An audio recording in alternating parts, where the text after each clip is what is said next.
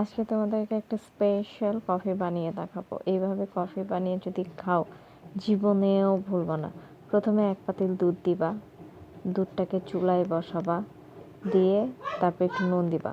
যদিও এখানে নুন ইউজ করে নাই, আমি বলছি এর জন্য দিবা। তারপরে কফি দিয়ে দিবা। কফিটা যখন বলক আসবে তখন এইভাবে জালটা কমায় দিয়ে অনেকক্ষণ বসায় রাখবা।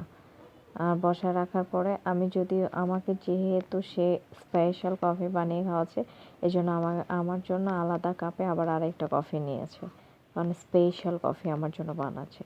তারপরে চিনি দিবা, এখানে স্বাদ মতো চিনি, দরকার হলে যদি লবণ খাও আবার লবণ দিতে পারো, তোমাদের ইচ্ছা আর কি। লবণ দিও না, বেশি লবণ খাওয়া ভালো না। তারপরে এরকম চিনি নিবা, চিনি নিয়ে তারপরে এই যে এরকম কফি দিবা।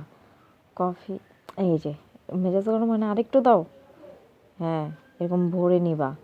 নিয়ে তারপর ভালো করে একটা ঘোঁটা দিবা। আচ্ছা তুমি দিবা, আচ্ছা দাও। এরকম ভালো করে একটা ঘোঁটা দিবা। আর এই যে হয়ে গিয়েছে স্পেশাল কফি। ট্রাই করে দেখো, অনেক মজা।